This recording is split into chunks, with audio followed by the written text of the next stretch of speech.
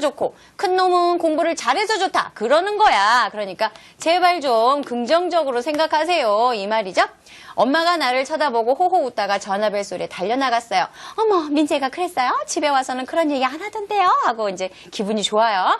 내가 등 긁으시라고 효자손 사다 드린 걸 외할머니께서 자랑하시나 봐요. 예, 그러니까 자기가 착한 일 했다 이거죠. 그 다음 보겠습니다. 민재가 잔정도 많고 속도 깊어요. 이 민재가 그러니까 작은 놈이에요. 작은 놈. 예, 아까 투덜대던 아이.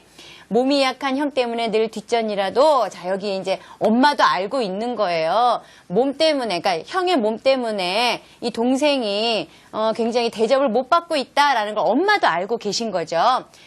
제 일은 제가 알아서 하니까 공부 빼고는 나무랄 게 없어요. 그러니까 굉장히 흡족한 것이죠. 이걸 들은 민재는 얼마나 기분이 좋았겠습니까? 그런데 우리는 이 글에서 토론거리를 찾아보는 것이 좋겠다라는 거죠. 자, 문제 보겠습니다. 어머니께서 형을 먼저 챙겨주시는 까닭이 무엇이라고요? 예, 형의 몸이 약하기 때문이죠. 그 다음 문제요. 어머니의 행동에 대한, 이게 이제 토론 주제가 되겠습니다. 어머니의 행동에 대한 자신의 의견과 까닭을 써보시오. 토론 주제를 끌어낼 수 있는 전 단계 문제라고 할 수가 있어요. 어머니의 행동이 어떻습니까? 형을 굉장히 많이 대우하면서 상대적으로 동생에게 좀 소홀한 면이 있지요. 거기에 대한 자신의 생각을 써보라는 겁니다. 그러면 토론 주제 같은 경우 어머니의 행동은 옳은가 그른가 아니면 옳다 그러면 찬성과 반대쪽으로 나눌 수 있겠죠? 어쨌든 자신의 의견 이렇게 써볼 수가 있습니다. 어머니께서는 민재와 형을 똑같이 대해야 된다. 요게 토론 주제가 될 수가 있겠지요. 그렇죠? 아무리 형의 몸이 약하더라도 형만 위하는 듯한 모습에서 민재가 마음의 상처를 입을 수 있기 때문에 어머니께서는 똑같이 대해야 한다. 또는 다른 의견도 있어요. 민재가 이해해야 된다. 왜냐하면 형의 몸이 약해서 어머니께서 굉장히 걱정이 심하실 테니까 이렇게 쓰셔도 되겠습니다. 그럼 개념 냠냠 2로 넘어가겠습니다.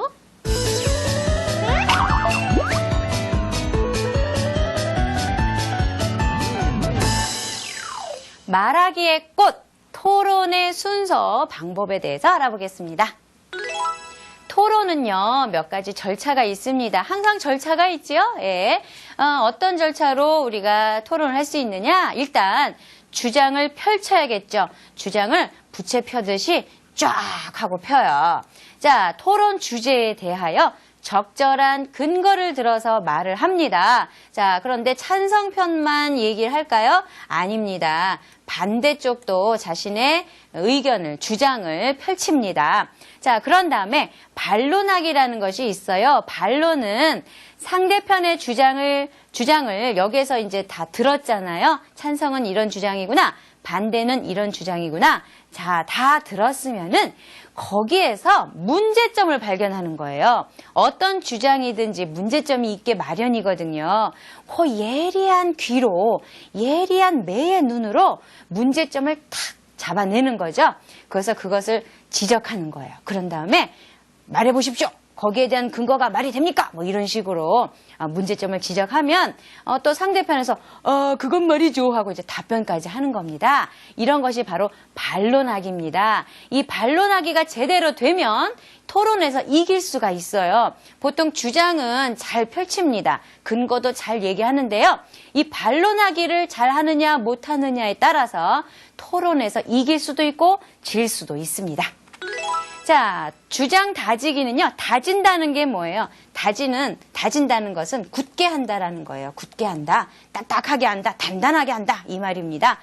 반론 과정을 거쳐서요, 자신의 주장을 다시 한번 단단하게 굳히기 하는 것이 다지기가 되겠습니다. 마지막으로 판정하기가 있습니다. 아까 판정단이 있다고 했었죠. 판정인이 있다고 했었죠.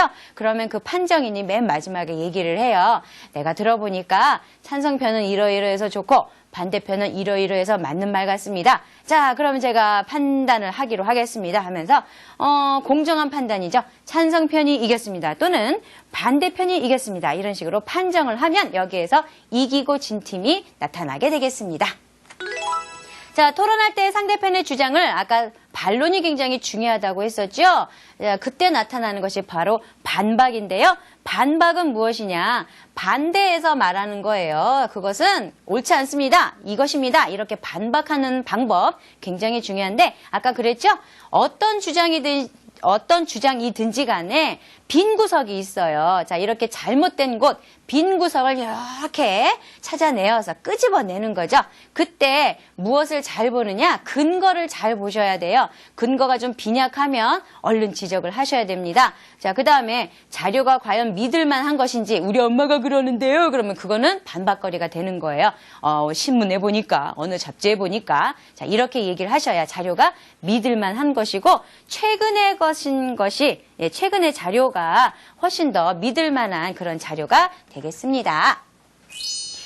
토론을 아주 간략하게 여기에서 이제 보여드릴게요. 토론, 먼저 자기의 주장을 펼치고 그 다음에 반박을 하고 자신의 주장을 다진 다음에 판정한다고 했어요. 그중에 일부를 보여드리겠습니다. 사회자가 먼저 얘기하죠. 요게 주제겠네요. 여기까지요. 예, 요런 각종 기념일에 친구끼리 선물 주고받는 것이 좋은가에 대한 찬반 토론입니다. 예, 요렇게 외워두세요. 그냥 찬반 토론. 보통 어떤 친구들이 꼭 이러거든요. 선생님, 토론하고 토의하고 헷갈려요. 막 이래요. 그러니까 아예 말 자체를 이렇게 외워두세요. 찬반 토론. 몇 번만 해보시면 토의하고 토론하고 별로 헷갈리지 않습니다. 예, 찬반 토론 이렇게 외워두세요. 양쪽 토론자께서는 토론 규칙을 지키시고 어쩌고 얘기를 하시죠. 자, 그 다음에 의견을 말씀해 주십시오 하고 이제 넘어갑니다. 찬성편 토론자가 먼저 발언권을 얻었어요. 자신은요, 기념일에 친구들끼리 선물 주고받는 것이 좋다고 생각한대요. 자, 여기까지는 의견, 그러니까 주장이 되겠죠?